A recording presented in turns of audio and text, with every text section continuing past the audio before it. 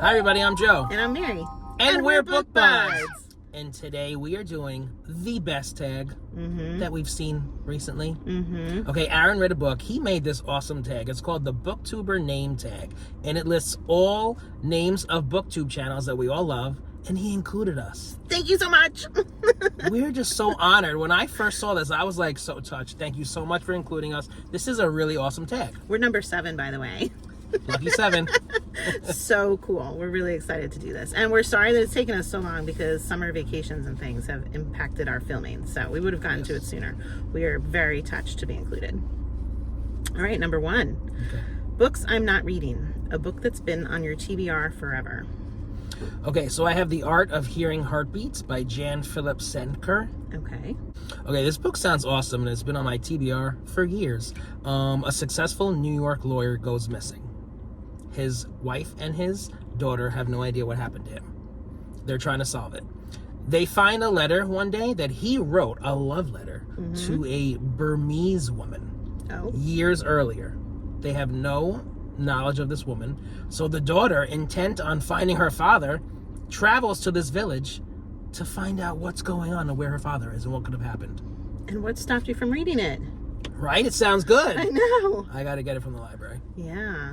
What about you? Okay, so mine is Lore by Alexandra Bracken. Oh, yes. So Great cover. The cover has drawn me in ever since it first came out. I love it. And I think I've gone so far as like to touch it, but then not pick it up, you know? It just, it looks like it wants to be read. And what kills me is when I just went to like look it up in Goodreads, I have 2 other series marked under this author as want to read as well. So The Darkest Minds and The Passenger series. So like clearly I need to. I've never read anything by this author. Okay. But I need to. Yes, you do. Like, why am I putting it off? I don't know. Right. We're Just gonna need change to do that. it. Yeah. It's been years, guys. Number 2, novel idea. A book with an interesting premise or plot device. Okay, so I'm going to go with The Land of Stories by Chris Colfer for this one. Good because choice. I don't think we talk about this one enough in the Booktube world, and it's really such a great series. I know it's a kid's series. It's more written towards like a younger, middle school aged person to be reading this series, but we love it. It's so good. So good. It's so well written. Basically what happens is you have these kids that are falling into storybooks to be in the storybook world, like the fairy tale world, with Cinderella and Red Riding Hood and Goldilocks and all these people. Yeah. But all these people have different personalities than you would expect them to have in the original tales. And it's funny. It is funny, right? It is creative, it is adventurous, like it's everything. Yeah, it's so it good. And like there's trolls. There's a troll that falls in love with one of the characters, which is hilarious. Then you have Red Riding Hood, who is very entitled. Oh yeah. Oh my God. She's a piece of work. She really is. Yeah. And she's super jealous of Goldilocks. And Goldilocks is like, like a rebel. She can just, hack it through the forest all on her own and survive no problem, but Red Riding Hood can't stand her, and the zings they throw back and forth, it's funny. But then the adventure part, like there's always different invasions that could be happening, or like real serious problems they have to solve, and it goes through many books. How many were there? Like 5 to 7 books. I can't remember. Like 7, I think. There's a lot of books. And it's kept me gripped the whole time. I kept wanting to read that series. So, yes. I think it has an amazing plot line. I agree. I love that one. Yeah. All right. So mine is The Sicilian Inheritance by Joe Piazza. I just read that book. Oh my God. Such a great book. So intriguing. So this book is about a woman whose aunt died. Okay, and in the will, the aunt states, gives her an all expenses paid trip to Sicily. Okay, she wants her niece to go to Sicily and solve kind of like the murder of her mother, because it was said in like stories handed down that her mother died before she got a chance to join her husband in America.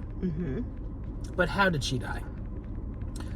What happened? Foul play? What's going on? So you learn so much about the history of Sicily from this book. You learn what life was like in the early 1900s, and a lot of Italian food in this book, and you know how I am about that. Yeah. And I just love this book. Maybe because I'm Sicilian, I don't know. But I just thought it was such a great mystery, coupled with the history of Sicily. That sounds really good. It was so good. Love it. All right, number 3. Revenant Reads, a book where someone has returned from the dead. Okay, so I'm cheating with this one because I did not read this book. Okay. However, you know, we do so many of these tags, I don't want to repeat the same book over and over and over again. Right. So I'm going to go with this. Jonathan Strange and Mr. Norrell by Susanna Clark. Okay. Very big book, but I hear it's great. So I don't really know too much about it. The premise is that magic once existed in England and has returned with two men, Gilbert Norrell and Jonathan Strange. And in fact, one of the characters comes back from the dead. Okay. And is resurrected or something. Awesome.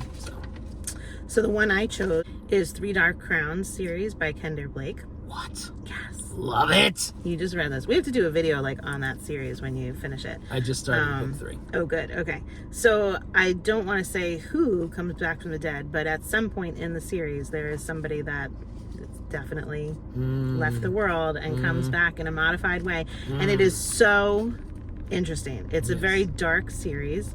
It's so unique. It's these sisters that are there's 3 of them that are born, and one has to be queen, and they all have to like kill the other ones in order to be queen.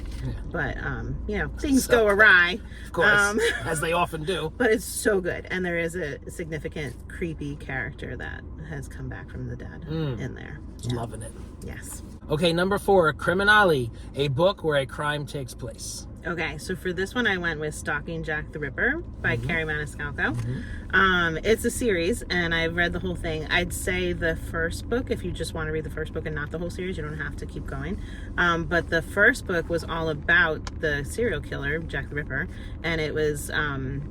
you know, the guy that's like taking the organs out of prostitutes' bodies. When we did a video of it, you were like, the liver. That's all I'm thinking of. Something like that, right? Or the kidney, I don't remember. But it was real. She really researched these things that she included in all these different crime portions of her series, and it was like just really richly written. So the girl that was doing a lot of the investigating in the story, her father was a lord, and he didn't want her having anything to do with any of this, but her uncle was always performing autopsies, and she was like, you know, secreting a way to go and help him with the autopsies. So she was very interested in the world of this crime, but it was improper for her to be involved in it. And they had some twists for like who the murderer could be and things like that were very interesting. So I enjoyed it. Yeah, that was a good series. Yeah. Okay, so I chose She's Not Sorry by Mary Kubica. Okay. And this was a great like thriller. The crime is a murder, right? So it revolves around an ICU nurse who has a new patient who fell, quote unquote, off of the bridge. And she's in a coma, and she has like a TBI. And so soon a witness shows up with some shocking new information about the patient. And then the discoveries start to unravel. Was she pushed? Did she jump? Did she fall? We'll see. Cool. All right, next question. Number 5, Book Time with Elvis, a book about time travel, or someone named Elvis. Okay. All right, so for this one, I chose The Lost Bookshop by Evie Woods, and I just read this one, and it was magical. It was really good. It was about, so time travel, it's not like time travel per se, but we're going back and forth from like 1920s Dublin to present day, and it goes back and forth and back and forth, so that's time, right? Sure. So we're dealing with time. It's not really time travel. It's not time travel, but it says about time. Book about time. Time travel. Sure. It's not Elvis. I'll accept it. Yeah. You know, this is what we got. Very good book. Deals with like how they treated women in 1920s Dublin. Ooh, I'm not gonna say what they did to this poor character, but they did her dirty. Wow. Okay, and so like these 2 women in 2 different generations had to deal with the unfair treatment from men and from society, and it all has to do with a lost bookshop. It's a book about books and authors, and if you love books and authors and bookshops, you're gonna love it. It mentions Hemingway and like other classic writers like Emily Bronte and so on and so forth. It was like a warm, bookish hug. Nice. Traveling through time. I went with Elvis. That was hard, but yeah, you did read an Yes. Elvis book, so that was good. Yeah, so Elvis Duran from the Z100 Morning Show, he wrote a memoir, and it's called Where Do I Begin? Stories I Sort of Remember from a Life Lived Out Loud. And if you listen to his morning show, like, you should just read his book. He's a funny guy. Yeah. I actually met him when we got the book and had him sign the book, and that was fun. And he's super chatty in person too. He just like talking. Yeah. But it's all his story about when he was a kid and he had his like radio in the closet where he was trying to like, radio out to the truckers and like, do you want to win a free cupcake if you listen to this song or something like that, So it starts at the beginning and then it talks about, all through the years of his experiences with radio. And it's, you chuckle your way through it because he's a funny guy. Yeah. So that's a good one. Yeah. Elvis. That's so perfect that you had that ready for this prompt. I know. Who knew? I mean, it's either him or Elvis Presley. That's right. Okay, number 6, middle of the book March. Your favorite book that you read in March. Okay, so I had to check in Goodreads. In March, I read 1,000 Heartbeats by Kiara Cass, and that's the author of the Selection series. And I loved this one. I read all of her books. I went on a mission to read everything, so I've talked about this before on this channel. But 1,000 Heartbeats is like what it feels like to be in love or something like that, I think, when your heart's like fluttering, whatever. But the story was about a kingdom that had a princess that she like went off into the woods and was kidnapped by these outlaws that felt that the kingdom was really truly their land, and they didn't know how to get their land back, so they kidnapped her. Of course, she fell in love with one of the guys that was the kidnapper, and it was just trying to like resolve the troubles of the lands between the different people, and various broken heart stories about loss of family members, and it was like a really quick, easy, love, cutesy kind of read. I remember enjoying it. Like I just tore through the pages, didn't put it down. Okay. Yeah. Cool. All right, so my pick was Sweet Pea by C.J. Skews. I read that in March, apparently. And this book was shocking. It's uncensored. It's about a female serial killer and basically, like, her adventures killing people. And it is just crazy. It's like one of those, like, uncomfortable things that you just, like, makes you laugh because you're, like, uncomfortable. Okay. And her first kill had me cringing. Any guy who reads this book, you're not gonna like her first kill. It was very hard to get through. Okay. you can guess what that is. Connect the dots. It was horrible. It was like stream of consciousness, like her thoughts, and like I said, uncensored, politically incorrect, hysterical, awkward, crazy. Wow. It was funny. Cool. Yeah. You enjoyed it. Yeah, it was good. Good. All right, next prompt is number 7, Book Buds. Book buds! All right, a book with a great friendship. What did you pick for this one? So I picked How to Be a Normal Person by T.J. Klune. Okay. Okay, now this book is hilarious. It's filled with awesome relationships, and they're not like traditional friendships. Not all of them. So you have this one guy, his name is Gus, and he's like a grumpy, cynical type of a guy. He's kind of a loner, and I think he owns a shop. He either owns like a bookstore or like a video store. And so like he's in there and like I'm sorry, I'm laughing thinking about it.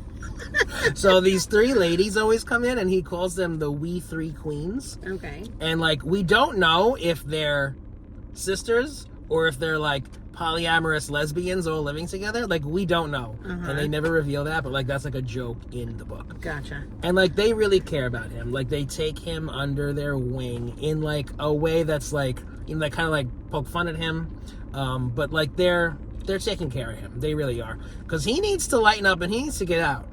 He needs to live life. So this new guy comes to town, and he kind of like upends his whole world. Okay. And like, and do they like push him towards this guy and like make him dress nice and all that stuff? yes, there's part of that. Yeah. So like, I just wanted to mention this because it's one of TJ's lesser known books. Yeah, I haven't read that one yet. And he's got some great books that we don't know. So that's so funny. What's really funny is I picked another TJ Klune. Did you? Because we're book buds. Get it? That's so funny. That's hilarious. I was going to say it's because he's good at writing friendships. He's very good at writing friendships. Yes, he really is. His relationships are awesome in the books that he writes. So I chose the Extraordinary series. Yes. In this series, there's a superhero named Shadowstar in Nova City, and there's this kid Nick who is like fanboying all over this guy, and he has ADHD, and like his character just like shoots out verbal stuff all over the place and like total disorder, but it's hilarious. And he is super tight with his best friend, and then he has like a small group of more friends that they're always together at lunch. They're together and like tracking the superhero or whatever else. They just have a good, supportive, like tight friendship. Yes. In this story. Yes. Yes. It's super fun, super cute. I don't know what else I should say about it. It was one of the first TJ Klune books that I was like laughing out loud repeatedly with. Oh yeah. There's some interesting relationships between like the kids and the parent. And comments that like you're like, no, don't say that. Right, sex. Yeah, it's hilarious. Really, really quite funny. But good friendships. That's what made me pick it. Good choice. Okay. All right, number 8, Obscure Book Adventures, a book that you love that never gets talked about. Okay, so mine is the Curse Workers series by Holly Black, and this series is made up of White Cat, Red Glove, and Black Heart. So this is something she wrote before she like really made it, I think, so probably not a lot of people have read it. But I really like the creative storyline that she has in this. Magic is like not permitted. It's illegal to use magic, but there are plenty of people born with magic, and in order to prevent you from using it, you have to wear gloves, because your magic is like you just would touch the person with a bare hand, and that's how you would influence them with your magic. So it's like a crime to be presented somewhere without your gloves on. Okay, then you're like threatening somebody if the gloves come off. Okay, so your power could be like to influence luck, give luck to that person by touching them. It could be to kill them by touching them. It could be to just like wipe their memory and give them other memories or something like that. There's so many different things that people can do with their magic that's kind of like limitless. And because of that, it also lends to a very interesting storyline with like twists that can happen, because maybe you didn't even perceive a certain type of magic that could be happening that would be influencing the whole story as you know it. So that definitely happened. I don't remember if it was in the first book or later on in the series, but I was like, whoa, what did they just do with their magic? This just changes everything, so I loved it. I was totally engaged in the series. The characters were great. The story was cool. But I haven't heard anybody talk about it. Yeah, me neither. Yeah. I only know it because of you. Yeah. Yeah. What did you pick for this one? So mine is Go as a River by Shelley Reed. I had read this last year. It was written in February of 2023, and I had predicted that it was going to blow up and be the next Where the Crawdads Sing. Right? Because I just thought it was along the same lines. It has not. Never hear anybody talk about this. I think it was well received, and I think that it has a high rating on Goodreads, but it's just not out there. I don't really hear about it. So me mentioning this is a little bit selfish, because I want people to read this book, please. Thanks. Okay, so it's set in... Do I need to read it? Would that help you? No, because you already know about it. We did a review on it. So it's set in 1948 Colorado, and the main character is a young woman, and she lives with all men, like her father and her brother or whatever, and she's basically like a servant to them. She has no like outside relationships. All she does is like cook and clean, and she doesn't really get to do much. So a new guy comes to town, and he's of a different race and a different culture from her, and they meet one day, and they wind up falling in love. And something horrendous and tragic happens, and it like just sets her whole world upside down. And there's family drama. The family owns a peach farm, like peach trees, and that's like a huge part of it. But like in my review on Goodreads, I wrote, every time I decided what this book was about, it turned out to be something different. It touches on so many topics that really make you evaluate your own existence on this planet. And I reread my review, and I'm like, wow. So it's like, it's like, wow, like I love this book. Yeah. And I would love to reread it. So yeah, Go as a River by Shelley Reed. Incredible. Awesome. All right, number 9, Savage Reads, a book with a monster or beast or human acting monstrous or beastly? Okay, so I went with Sea Sparrow by Kristen Cashore, and it's part of the Graceling series. It's the newest book in that series, correct? Yeah. Yeah. We love that series. So there's this one scene in that book. Didn't love the book. This is probably one of the best scenes. They're on the ship, which they're on the ship for most of the book. Yes, they are. Yeah. And this octopus type monster comes up and attacks the boat, and there's a lot of action and scary stuff happening, and it's crazy.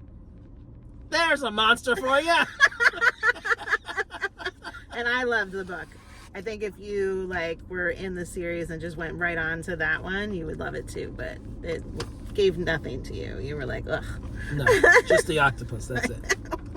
All right, I chose A Curse So Dark and Lonely by Bridget Kemmerer. I love her. I've read all of her books. So in this book, the prince of this land that exists in a different dimension from us, I feel like it's not spoiling to say this because I think it happens early on. Forgive me if you're like, Mary! You're gonna ruin it. I know. He turns into a vicious beast every night. It's it's modeled after a Beauty and the Beast kind of storyline. So he's not always in his beastly form. He turns into a beast I think it's just at night or on a whim. I don't remember when he turns. It was a while ago that I read it. Okay. But it's a really bad beast, and he's not really in control when that beast takes over. And a lot of destruction happens because of it. But so this is the terrible curse that he's dealing with that they have to try and break and have been failing miserably. I loved it. I loved the series. I thought they were great. Great. Very good. Yep. All right, and number 10. Number 10. A book that fits your own channel name or the name of a channel you love. Okay, so we're picking a channel we love since our channel name's already in here. Yes. So I picked An Erudite Adventure. Yeah, we love them! And this is because of the Divergent series. So I'm sure that this is how you guys picked your channel name, right? So if you don't know the Divergent series, it's by Veronica Roth. There's different factions that the community is broken up into, and one of them is the Erudite faction. I think that's what word they used, was a faction for them. And they're all the brainiacs. So I think our friends over at An Erudite Adventure are probably very smart to be in that group. That's where they place themselves. But so the Divergent series I love, and they came out so long ago, and I feel like it was at the beginning of when I started reading again after college, when I didn't have to read textbooks any longer, and I just devoured that series. Really seriously loved it. It's a dystopian time, and people typically plug along and stay in the same faction. Once they're of age, they can leave their faction, go to a different one. They typically stay with the way that they're raised, but of course the main character that we're following, she breaks out and does something really unexpected and joins a very different one. And I love the adventure that goes through all of it. You don't know who you can trust in this community, what kind of shady things are going on. There's a romance line also in it that I really liked. I love the series. So that's me for that question. Okay, that's a good one. All right, so I love Farrah from Bookstalgic. She is just awesome. Her channel's great. We love her channel. But the thing that I love most about her is she's just such a kind person. I want to meet her and hang out. You're awesome, Farrah. Thank you for all the support that you've given us over the years. So I wanted to choose something that was nostalgic for my childhood, so I went a little bit younger for this. So I chose, can you guess what I chose? Stuart Little. Did they write Stuart Little? Beverly Cleary. Did Beverly Cleary write Stuart Little? I have no idea. No, E.B. White, right? Yes, the same one as Charlotte's Web. Good choice. I love Stuart Little. I know you do. But I went with anything by Beverly Cleary, right? We have Henry Huggins. He has a paper route, and he's on his bike delivering his papers, and he has his dog Ribsy, right? And then we have Ramona and her sister and Beezus, and that's more of a family dynamic, because you have Ramona and her father. That's one book. Then you have Ramona and her mother, and those are just fun. I just remember reading these when I was a kid. Then you have Ralph S. Mouse, and you have Socks the cat. So I don't know. I'm tempted to pick one of these up. It probably wouldn't take very long to read, right? I just want to see how I feel. Okay. reading and going back into like 5th grade. Fun. Yes. So this was a fun tag. This was a fun tag. Thanks so much for creating it, Aaron. Okay, we have to tag some people, and we totally forgot to check to see if you guys did this. But I'm going to say an erudite adventure, since I added you in the question. You guys should do this one. Okay, and I'm going to do Farrah from Bookstalgic, since I mentioned you, and I think you should do this one. Yes, and I'm also going to throw in Book Chat with Pat. Pat, you do so many tags. Maybe you did this one already. I don't know. But if you didn't, give it a shot. Yes, and I want to see Gareth do this one from Books, Songs, and Other Magic. Come on, Gareth, let's see your answers. All right. So if you're enjoying Book Buds, give us a thumbs up. And share us with your friends. And subscribe to our channel, Book Book Buds! Keep tagging Book Buds. I love watching these. Should I spit the gum out? I mean, just don't Yeah. chew loud. Plant it. I don't want to be unprofessional. People actually find you more relatable and cool if you're chewing gum. Oh, look at that. Yeah, so like if you're presenting in front of a room of people and you're chewing gum like discreetly, it's okay. Discreetly. Yeah, not like big, Yeah. but you're like cool, man. Like if you're presenting to kids, chew gum. Yeah. Do it. Okay, good tip. Good tip. Okay. Who reads the next one? We're not good at switching back and We're forth, not. are we? No. Okay. Okay. Resume programming. So,